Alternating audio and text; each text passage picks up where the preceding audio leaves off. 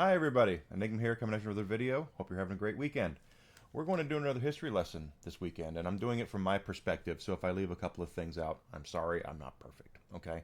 But we're going to talk about the advent of online gaming, and in particular one game that on consoles that really was trying to kick off a lot of online stuff. But let's go ahead and do the timeline thing.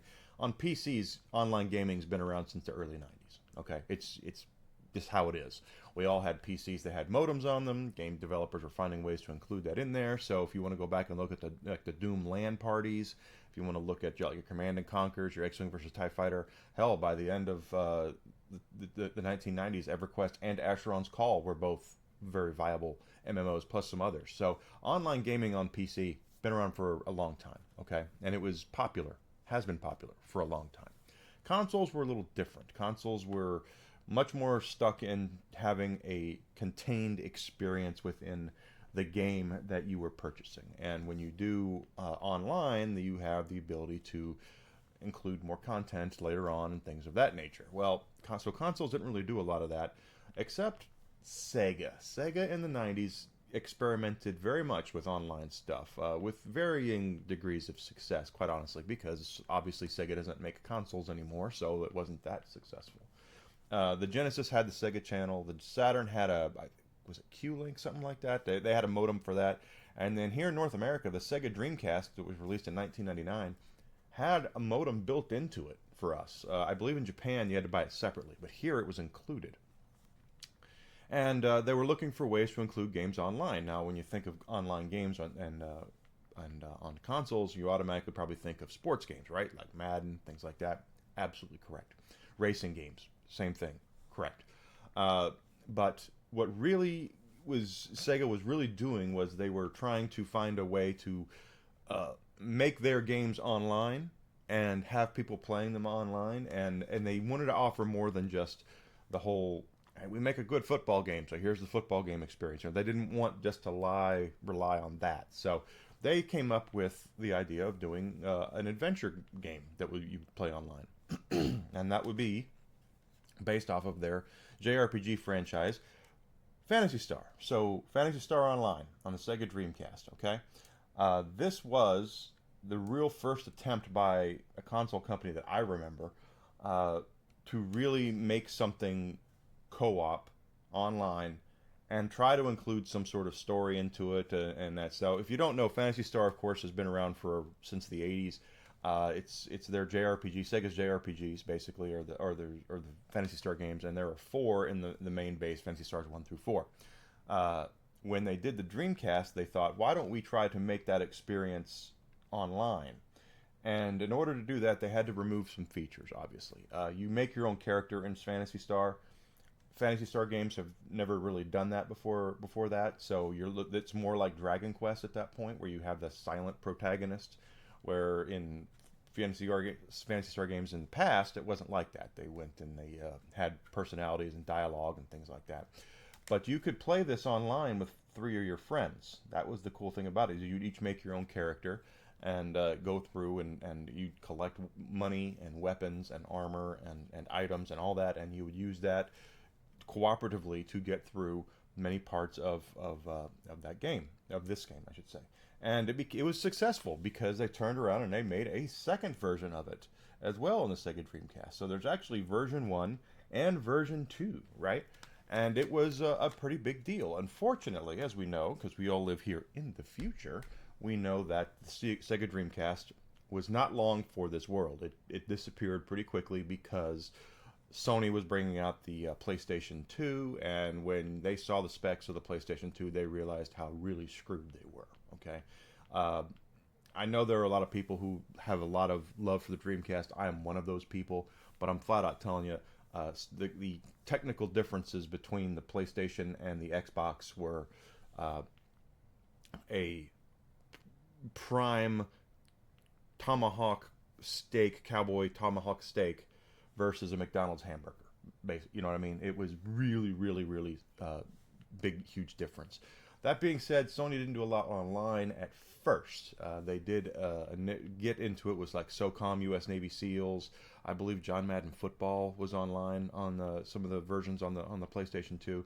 They did dip their toe into it, not as much as Microsoft did. Microsoft was much more about including the online decal as the selling thing behind their game. Is like, not only do we have this really cool, powerful hardware, but we're gonna put as many games online as we possibly can.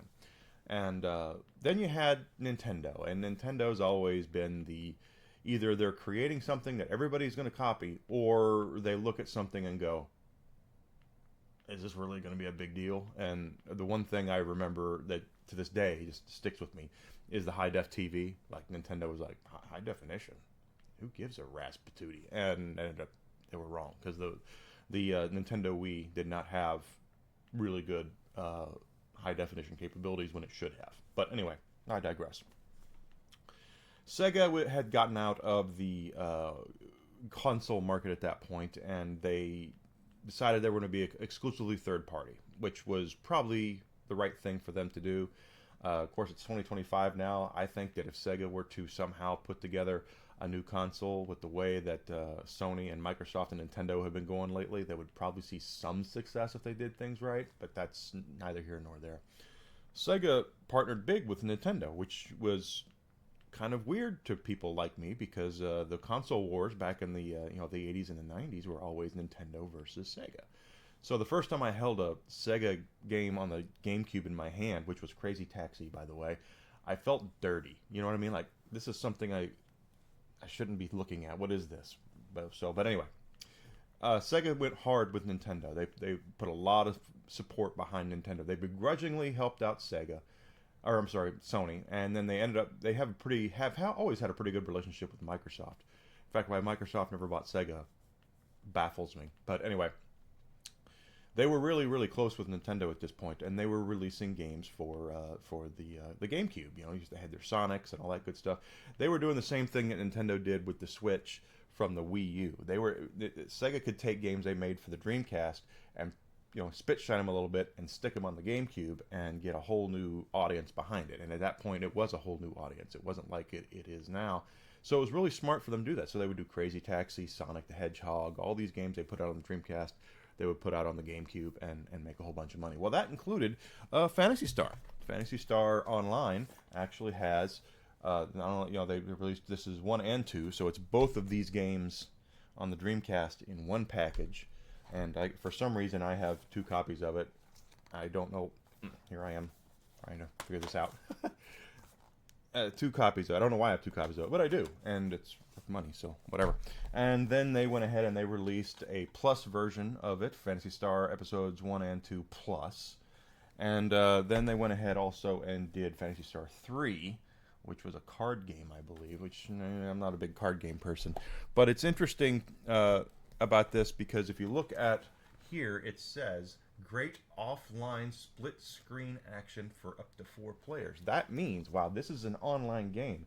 Sega was smart enough to realize the Wii, not the Wii, the GameCube's modem was an extra. It was an extra expense. You had to buy it separately, and Nintendo did it, I think, for Mario Kart Double Dash. Sega realized that they needed to have a couch co-op game, which is what this is. You can still play it online, yes, but at the same time, couch co-op, very, very big deal at that point, because online for consoles had not really matured or come into anything. And it did pretty well, obviously, because there's several iterations of Phantasy Star Online on the GameCube.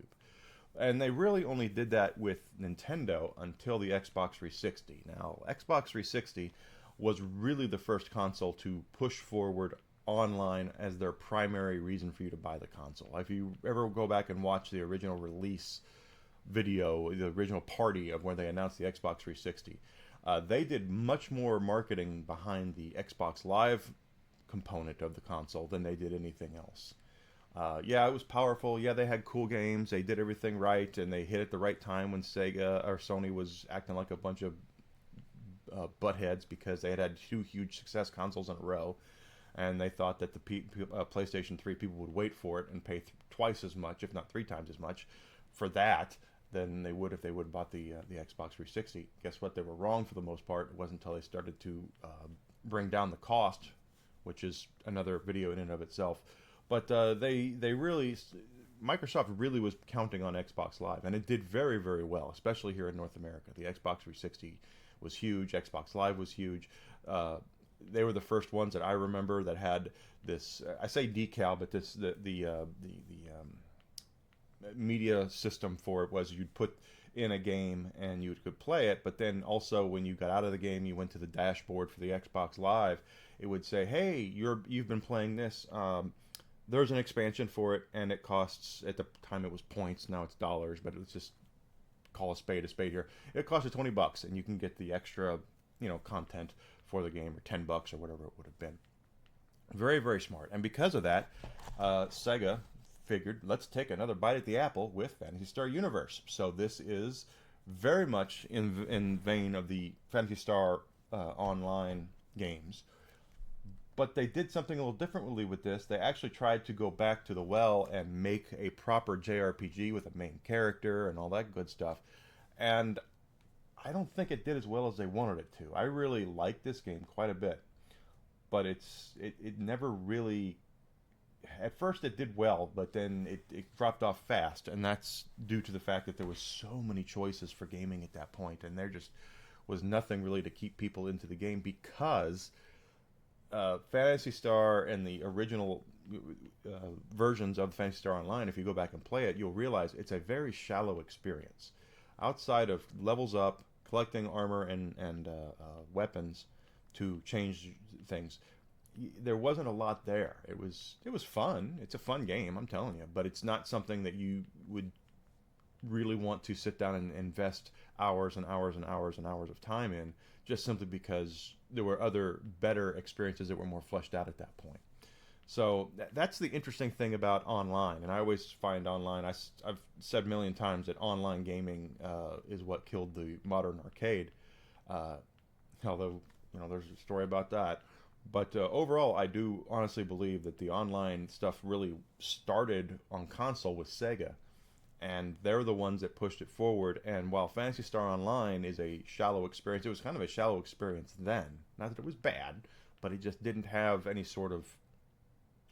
The story was paper thin, and since the characters were all... You made your character, there was no attachment to the character's personality or anything, because the character was you, and all the other characters you would play with were your friends, for the most part. Same exact thing.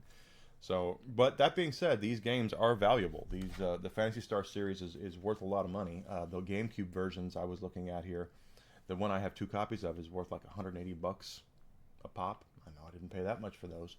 I haven't looked up the Dreamcast versions, but this is a very, very big deal because again, this is the advent of the online console generation, is what it was, and it just really pushed forward that online gaming could be a thing, and everybody else took what Sega did. Sega had to walk so everybody else could run, basically, is what it is. So that's what's going to do it for me today. I just wanted to kind of walk you guys through the history of the online thing, and Phantasy Star Online being a very big deal. I think Sega should go back and make some more Phantasy Star games. It's been a long time. I know they've got some free-to-play thing on phones or something with it, but... truth of the matter is they really need to go back and properly do a proper Phantasy Star game. I think it would do pretty well. If any Expedition 33's taught anybody anything this year, it's that what's old is new again, right? If you just take the old stuff and the old gameplay style and you put a fresh coat of paint on it, people are going to show up for it. So that's going to do it. This next week I will not be streaming. I will be on vacation. As I am recording this tomorrow morning, we are leaving for Wisconsin, and we will be there until Friday. So I will be online on Twitter and things like that, like I usually am, trying to share memes, make people laugh, all that good stuff.